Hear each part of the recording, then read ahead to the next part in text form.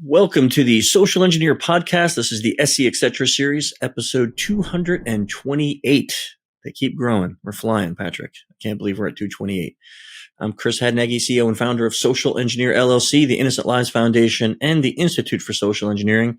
And I've been hosting this podcast since way back in 2009, way before I even knew Patrick. But since this is the dumpster dive of all podcasts about social engineering, I have my lucky famous dumpster diving buddy, Patrick Laverty, with me in this episode and every episode of the SE Etc. Patrick, thanks for being here. Hey, thanks for having me. This is a whole lot of fun. Like Chris said, my name is Patrick Laverty. I'm the senior team lead here at Social Engineer with a dash in the middle there, LLC, where I get to run and work with a team of incredible professional certified social engineers. And we also have a little bit of an anniversary happening here, Chris, as well. One thing that I just noticed, this is my 12th episode. 12th monthly episode that I've done with you on these. So this is pretty exciting to actually have been doing this for a year now. This is awesome. Wow. We've done a year's worth of episodes. That's kind of amazing. Already. It feels like just yesterday that it really does. Like, let's come up with some other podcast idea. Yeah, that's exciting. That's exciting, Patrick. Well, happy anniversary to us. To my paper anniversary. I think it's papers first. I don't know. I don't know what it is, but we're not getting divorced yet, so I like it. Okay. Few housekeeping announcements. If you are looking for any type of information on adversarial simulations, you don't know what that is. It's what everyone else in the industry calls them pen tests, but we start calling them adversarial simulations. We feel that fits a much better description for what it is that we do. Then you need to go check out our website, social-engineer.com. We know right now everything is focused on the breaches that are going on, and every day something's getting breached. If you're worried about your company and wanting to see how well your people might defend against social engineering attacks, the best way to do that is to work with a company that understands how humans make decisions and use that knowledge to help secure your human firewall. So give us a shout out on the website. Check it out. And I have another exciting announcement. MLSE, Master's Level Social Engineering. We have never done this before. Every year since we've taught it, it's always been closed and only invites to previous students of other classes. We're trying something new by request. We've had a lot of people request this, that we open it up to the public. So if you're sitting here wondering, where can I find a red teaming course, a real red teaming course? Not talking about reading a book about red teaming. I'm talking 5 full days of actual breaking into buildings, actually picking locks, actually interacting with complete strangers that don't know they're part of this course, getting to steal cell phones, getting to do all sorts of crazy stuff. Then you need to come check out Master's Level Social Engineering on the website. Sign up for it. There's, I think, only 10 slots left, and it will be in October 23rd through 27th. So if you're interested in taking that class, get signed up really quick. Okay, a couple other housekeeping announcements. If you're interested in the topic of social engineering, you want to join our Slack channel. We have, I think, over 1,500 people in there now every day talking about different aspects of social engineering, from the psychology to how to use it, pretexting. I think Patrick even runs a group once in a while that gets together over, not physically, of course, but over virtual means to practice conversation elicitation skills. Quite amazing. We've even had 10 people find jobs through the Slack channel because we have a whole job board on there. Companies can post when they're looking. And of course, you can post if you're a person looking, and you may find a match. We've had 10 people do that. So really exciting. If you can't find the link in the show notes down below, just hit Patrick or I up on LinkedIn or one of the other social medias, and we will be more than happy to get you in there. Patrick's very, very active. Also want to take a moment to invite everyone who is listening to go check out the Innocent Lives Foundation on the website, innocentlivesfoundation.org. If you are not familiar with that group, for 6 years now, a group of volunteers and very small group of employees have been working hard to help put a stop to child exploitation. The way we do that is we work closely with law enforcement to geolocate people who are hurting kids or creating child abuse material and get them handed over to appropriate law enforcement agencies. We're not a vigilante group, so we don't do the things you might see on Facebook, like making believe we're a 13-year-old girl or something like that. We actually use legitimate means in order to help stop this crime. And that today, the topic of the podcast is going to be all about that. So go give us some love. Check out that website. If you want to volunteer or if you want to support us through donations, you can do that at innocentlivesfoundation.org. And some exciting news about ILF is we have our first gala coming up September 23rd. Wait, when does it come out, Patrick? Am I giving you false news, fake news? Nope. It comes out. Guess what, guys? The gala just happened. You missed it. If you're hearing this announcement and you didn't come, you missed it. And you missed a lot because LeVar Burton was there. So you should have come out and hung out with us. But if you were there and you're hearing this, then congratulations to you. You were smart. You came out and supported ILF. But check the website because we'll have information about our next event. We have some really exciting things coming up for ILF. I mean, some really exciting things, especially if you like whiskey. So you should check out some of the new fundraisers that we'll have, and there'll be some really cool things going on there. And if you really enjoy the music that you hear on this show before and after, then it is one only Clutch. You know, it's the best rock and roll band on the planet Earth. We love Clutch. You love Clutch. And if you don't, you're going to love Clutch because I'm saying it. You love Clutch. Okay. Go listen to them. pro-rock.com. Best way to ingest Clutch is live. So go hit one of their shows. They're big supporters of ILF. We love those guys. And I've been a fan since I was a wee little lad. Okay. Patrick, what else do we got? One other announcement I keep forgetting to mention, and then Dorian gets mad at me. We have a lot of people who come into the Slack with feedback and want episode information or give us ideas for future. We want you to keep doing that, but you can also put them in the comments, especially on our YouTube channel where these podcasts are listed. If you like what you're hearing, give us a thumbs up or a like. Click on that no matter what platform you're on. And if you have ideas for future episodes or questions that we can answer, put them down in the comments below. We always answer them. We interact with people who comment there, and we take your suggestions very seriously. So we are excited to see what you have to say about this episode and future ideas. Okay, let's get to our topic at hand. So before you give us a topic, Patrick, because it's always you who comes up with it, I want to introduce our guest, because in this episode, this series, we don't normally have a guest. But we have a really special guest here today, a very close personal friend of mine that I've known for many years. And he actually is the COO at ILF. Now, Shane's been in the industry for 25 years, and that's not child protection, but the tech industry for 25 years. So he knows a lot about how to work with technology and run technology companies. And he's applied all of those decades of experience into helping with project management over at the Innocent Lives Foundation. He's also been involved in nonprofits for a while. He supports Autism Hope Alliance, as well as, of course, us at the ILF, and has been with me for what, Shane? Are we going on 5 years now? Just about to hit 5 years. Just about to 5 years. Crazy, isn't it? So Shane, welcome to the show. Glad to have you here today. Thank you. I am really happy to be here. Patrick, give us the lowdown. What are we talking about? All right. Well, do you remember the end of last month's episode where I fully explained everything that we were going to talk about this month? Yeah, that happens never, by the way. That never. Never. You never do it. It will probably never happen, except maybe this month. This month, we might tell people what we're talking about next month. So we'll see. You got to hang on. You got to listen to this whole episode to find out. All right. So what are we talking about this month? What's really interesting is, if you're not aware, us at Social Engineer here, we have 4 podcasts we put out each month. So Chris has been putting out podcasts, like he said, since 2009. And he has podcasts where he talks to CSOs. He has podcasts where he talks to thought leaders in the industry. We also have a podcast that is called The Doctor is In with Dr. Abby Maronio, where she talks about the science of social engineering. So those were like 3 easy ideas that we came up with for a podcast. And then we figured, well, there's 4 weeks in a month. That's only 3 podcasts. We need something else. What else should we talk about? And that's where Chris and I came up with this awesome idea. You say Chris and I. It's more Patrick. Patrick's the brains here. Okay. I'm just the looks. Not even that. I don't know what I am. So we came up with the 4th idea, the Social Engineering Etc. or SE podcast, or like we enjoy referring to it as, the dumpster dive of podcasts, because you never know what you're going to get. And just like you suggested a little while ago, if anybody has any topic that they want us to talk about, let us know. We've already had episodes in the past where we have taken people's suggestions and talked about those. So what are we talking about this month? Well, one of the things that Chris and I were just kind of having a conversation the other night, and it hit us like a lightning bolt out of the sky about something that we should do that we haven't done before.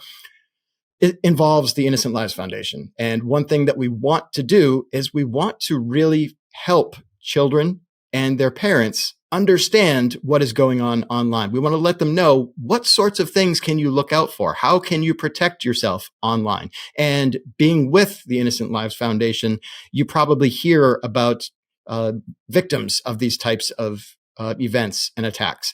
And we can also talk a little bit about what people should do if they are victimized by one of these attacks.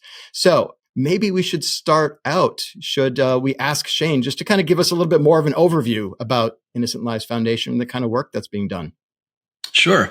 So at the ILF, the Innocent Lives Foundation, we really have almost two portions of our work.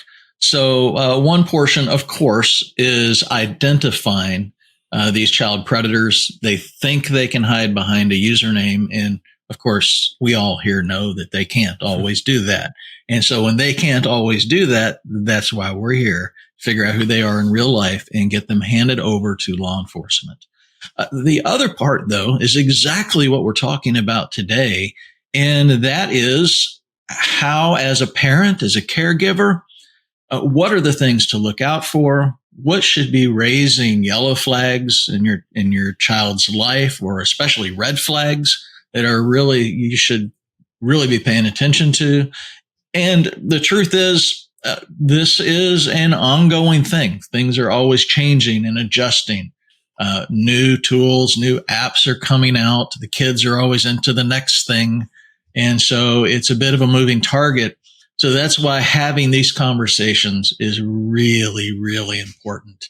And that bringing this awareness forward to help parents and caregivers is a huge part of what we do. So really, I think maybe the first question then is like, is it possible for kids to actually protect themselves online? And how, and if it is, how can they do that? Yeah, of course it is. The challenge is we teach our kids safety about all types of things, right? So we're never going to, oh, you turned 16, here's keys, good luck, right? It never happens. Why? Because it's crazy. We know that. They have to be trained. Why do we then turn around and go, oh, you're 6 years old, here's an iPad, good luck. And we put them out on the internet. So we have to train our children.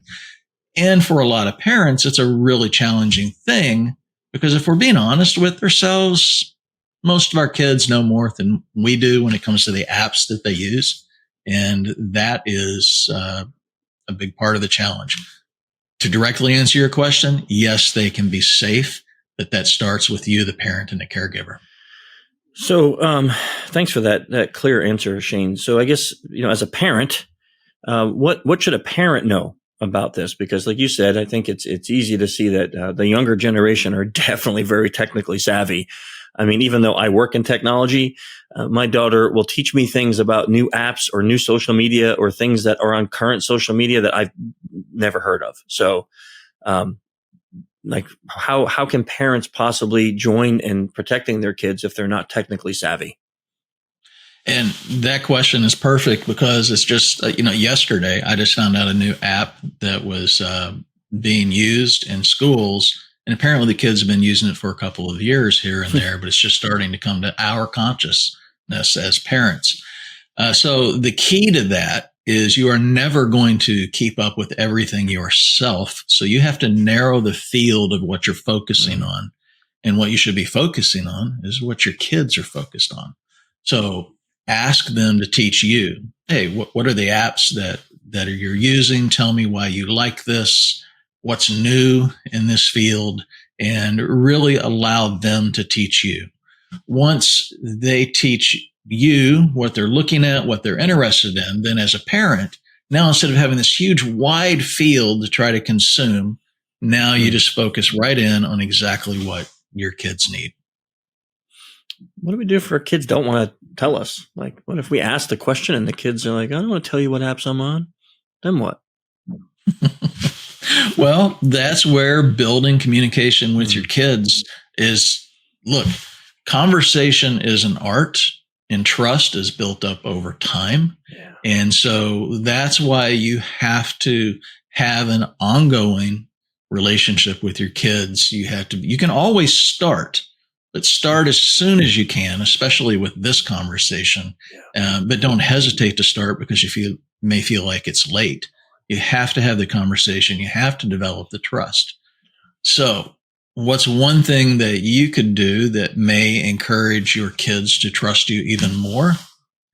Step one, what's important to them? Again, one of the things is ask them the question, hey, what can I do not to embarrass you online? So go ahead, give them the opportunity, put them in the driver's seat, tell you how to behave. Now, because, as parents, look, we're all proud of our kids. We do stupid, goofy things, and it just embarrasses them horribly. We have no intent, but that's what happens. So start the trust with you and be sure that the kids, you are giving them a reason to trust you. I don't think I've ever embarrassed my kids.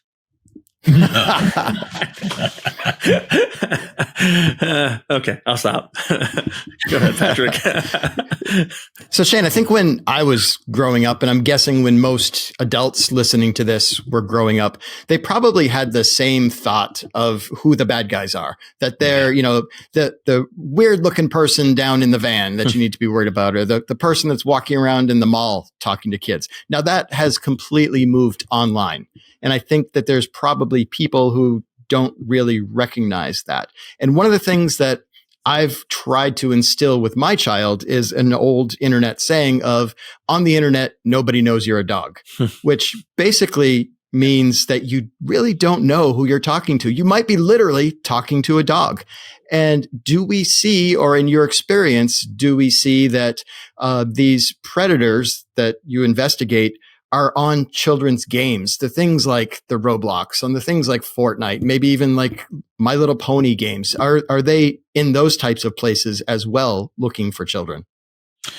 Yeah. So if you put yourself in the place of the predator, their goal is to find a kid anywhere they can, and they're going to go to wherever the kids are. Whatever that app is makes no difference. They have no rules. They have no boundaries.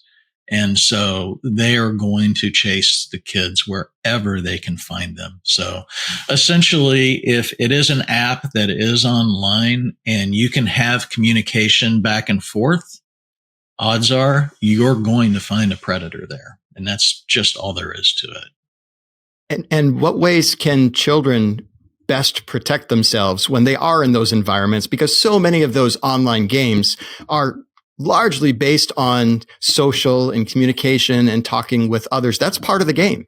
So how can the children protect themselves from the predators who are on there as well, trying to build up some of that rapport with them in that social building? So there's a lot of fundamental things depending on the age of the child. If the child is younger and you're choosing to allow them to communicate with people online, you can choose to set rules for your family. You cannot talk with anyone or play with anyone online if you have not met them in real life. As they get older, that's going to be harder to work with. So now, what do you do now that they're older? Then you be sure as a parent that you have an opportunity to look over their shoulder, or where are the conversations staring to? Is there intent that you see as an adult with some experience in life the child isn't going to necessarily pay attention to because they're too involved in the game? Do you see someone trying to steer the conversation away and into a different app where they can be alone and private? As if it were the real world, would you let your child go into a private room or another private area, or leave the building altogether with someone and you didn't know who they were? Why are you going to do that online? So these are things that as a parent and even as a child, you instill this thought process into them. As you said before, Patrick, could be a dog. You don't know who you're talking to. In fact, they'd probably be safer if they were talking to a dog. Most likely. So, I'm thinking about this and trying to apply it to like my own kids, right? And one thing I know is like, even though my daughter was not doing anything bad, let's say, but she never wanted me to see her conversations. They were private. They were with her friends, right? So it could be just, my dad made me mad today. And it wasn't anything sexual. It wasn't anything awful, right? It was private. So as these kids get older and we have conversations, one of the arguments I've heard is that having conversations like what you suggested with our kids actually victimizes them or hurts them. Is that true? That talking to our kids about these online dangers, the sextortion and these things is actually going to harm our kids more than help them? Absolutely not. My child wants to learn to swim. Okay, it's kind of like the car illustration. I'm not going to toss them in and say good luck. They have to understand the rules about what it is they're trying to do. The conversation has to be age appropriate. Yeah. So, and that's something that as an adult we may run into. We may want to tell them everything and just start. No, what is it that your child needs to know? What is appropriate for them, and not just their age, but also their thought process. We've seen some children who have been put in harm's way and they're in their late teens, but emotionally they're nowhere close to that. Yeah. And so you have to, it's just not age appropriate conversations, but having them not know what's going on out there is vastly more dangerous than you teaching them how to be safe. I guess the question that I had off of that, Shane, is what is going on out there? Because if we go back to what I was describing before, like from my childhood, the fear was actually physically seeing somebody wanting to get the kid into a van. So now we're talking about kids interacting with predators online, which through a computer screen, what's the worst thing that can happen? Like what types of things should we actually be worried about? Okay. So I do want to call out, though, that there are still people trying to get kids in vans. I mean, that is still happening. And in fact, that does end up being one of the ultimate end games, even though the process starts online. So getting to that child physically often is an end game that they're after. So what can happen to them while they're on their computer? I have seen these children be convinced that they're in love. I've seen these children be convinced that they are better off without their parents. So they're going to try to separate them from their support system. We see and have recently seen when the grooming begins and that they start with that isolation process, they start raising doubts to the children about the parents. And that's where that isolation, they start to draw them away. We've also seen things such as a child being forced or thinking that they're being forced into performing for an audience on their webcam. And of course, if they're told if they don't do these things, their parents will be hurt, or their little brother or sister will be hurt, or they're going to, send pictures out to their friends. So there's all of these things that a child doesn't necessarily have the capability of thinking things through, not because they're not intelligent. It's just because they haven't had the years of experience that we as adults have. And in fact, as sad as it is, we also see this happen to adults, especially as they get older with romance scams and things like that. So it's in our human nature to want to belong and to want to please others. And so this is a vulnerability that they will try to exploit if they can. Did that answer your question? It did. And even as an adult, I think sometimes I know when I first got involved in even trying to form ILF, it was because I never thought that this was a big problem here. I thought when you heard about child trafficking, it was a third world problem. You had to go to another country, and that's where it happened. I didn't realize that 60% of the world's child pornography is made in this country.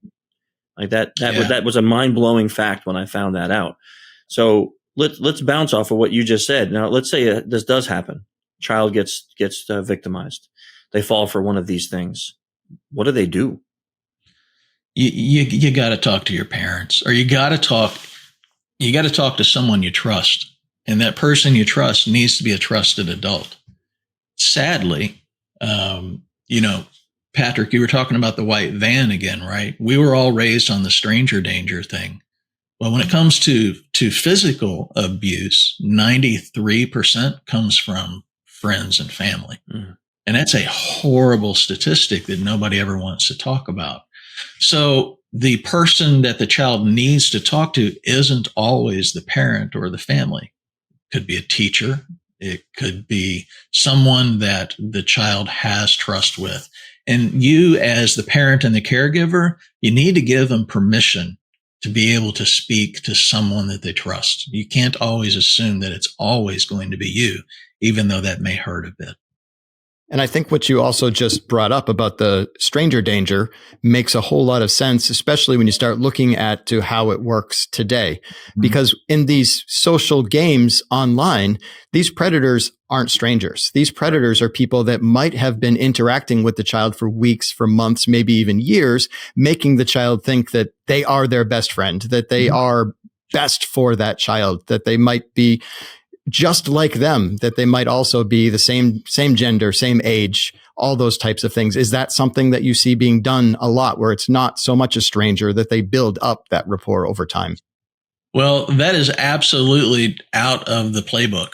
I mean, that is exactly what happens. So once they've got someone that they're targeting, the next step is to start gaining information, right? They want to know more about your child. They want to know their likes, their dislikes.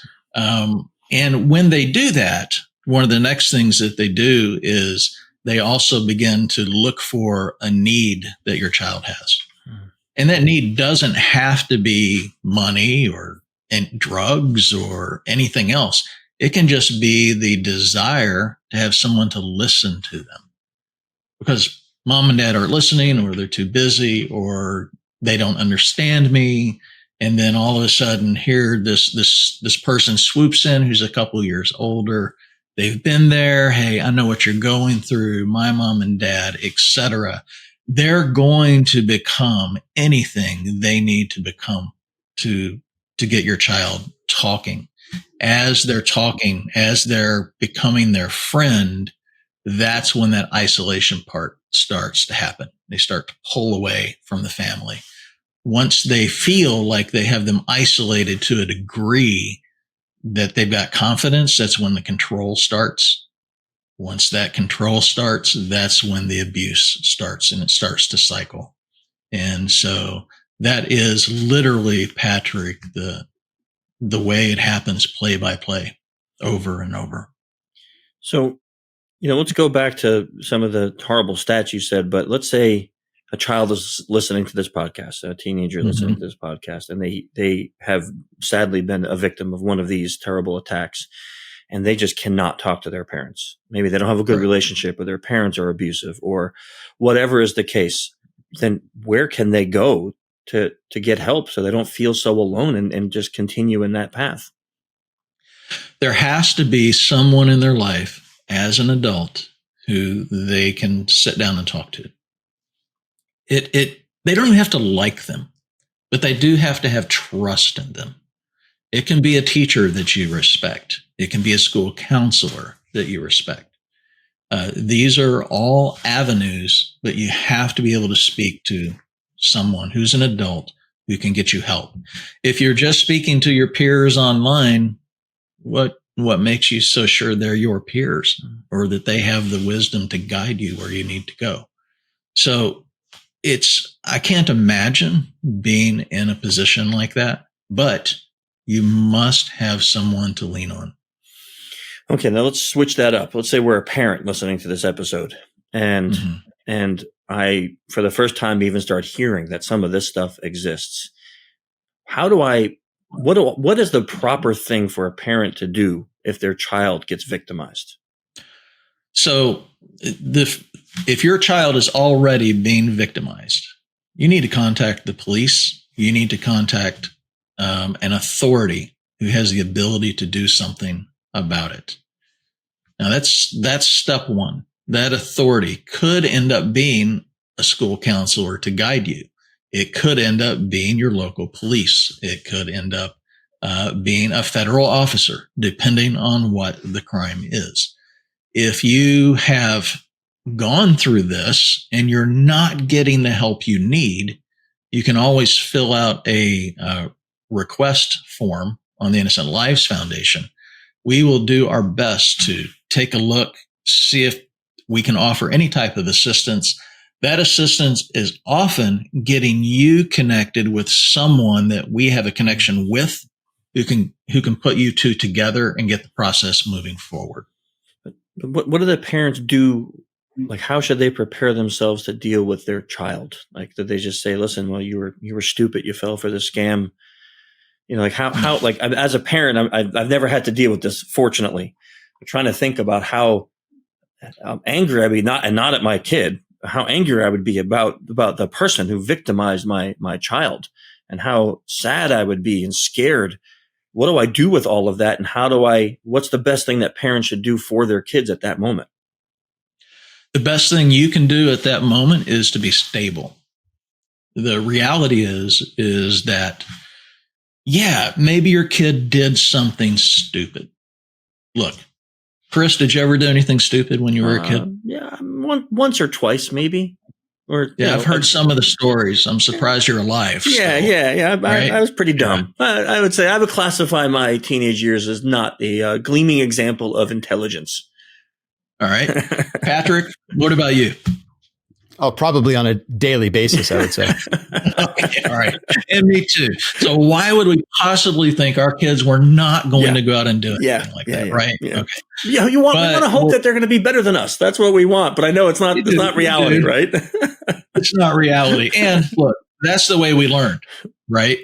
And our kids are going to learn by doing these things. So we, as the parent or as the caregiver, we have to be the stabilizing force in their life. Mm. Yes, they may have done something incredibly stupid. They don't need to hear that from you.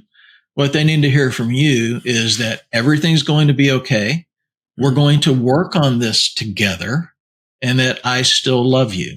Now let's go tackle this together and let's work on it. And as a parent, someone touches my kid or someone does something to my kid, yeah, I am going to be really upset, right? And I think everyone here gets that. But you can't let your kids see that. You're there. You served them at this point, and that's all there is to it. Don't get angry. Don't let them see it. Look, if you have to, tell them you're going to go take a breather. Walk away, go mile down the road and scream your head off, come back collected, figure out what you're going to do to make this work and take care of your child. That's what you have to do. So the stability is critical. So that's what you do to support the child. Now, how about from the legal perspective? What types of things are the law enforcement going to look for? What types of records or artifacts should you as a parent be looking for in order to hand over to law enforcement? So that's a great question, because a lot of times the first thing a parent will do is just delete, and they start wanting to get rid of everything. And all you're doing is making it incredibly difficult for law enforcement to do anything. So you tell your child to stop communicating with that person. Remind your child that they don't owe that person any explanation ever. You block the person from continuing to reach out to them. You never delete anything. Then you start the conversation. But for God's sakes, don't get rid of stuff. Even though that's going to make you feel better immediately and emotionally, it's one of the worst things that you can do for the case. I love that. Was a great question, because I think that one of the things that we've noticed working with ILF is that parents get so afraid, like those pictures are out there, that they think deleting them off of their account or the phone is gonna save it, but that could be the very thing that helps stop the predator. So that was really good advice, Shane, to give to parents in hearing this. Is there anything else that you would want parents to know, or kids to know if they're listening to this, that you think is vital for them to have as knowledge on this topic? I do. Especially if your child approaches you about something that is clearly predatory. The first thing you need to do as a parent is believe them, right? I've had so many people go, yeah, what if your kid's lying? So what? Kids lie. You'll find out later. Number one, right now, believe them. Number two, ensure them that predatory behavior is never their fault. They did not do this. Even if they did something silly, okay? The predator is doing this to them. So you guys have to both be on the same side, believe your child, and be sure your child knows that this is never their fault when an adult preys on a child. That's some really great things for parents to hear, people to, and for children to hear. So, tell us, I don't want to end on something so heavy, right? Because it's, we don't want to leave it like a little light, but this topic is sadly, it's not light, and we don't want to make light of it, because if you or anyone is going through something on this topic, there is no lightness there. It is a heavy topic. But right. Maybe in closing, tell us a little more about some of the new. I know we have some new releases on ILF's YouTube channel. We have some new. I think I was talking to one of our volunteers last night about this great new relationship with a Twitch streaming group that's supporting ILF. So maybe you can tell us a little bit about some of the new things happening at ILF that could be exciting to hear. So really two things happening there. We're doing everything that we can to raise awareness in different channels and in different communities. So one of these is a car racing group, and it's all online. It's gaming, and they're on Twitch. And for the entire season 2, they are supporting the ILF with donations. And so that is literally just, look, they heard about the org as a group. They got together and they said, we love what you're doing. We want to support you. And we're doing everything we can to facilitate that. We have another lady who happens to be a huge fan of Clutch. And she has gone out, and because she has a Facebook group with all these folks who love Clutch, she's doing fundraising for us and has raised over $6,000 already. Really? We're up to that? And yeah, we are. And wow. This is because everybody has memorabilia and little things, and so they're like, you know what? I'll donate this. And then people will go, okay, then they'll buy their raffle tickets and so forth. And it adds up.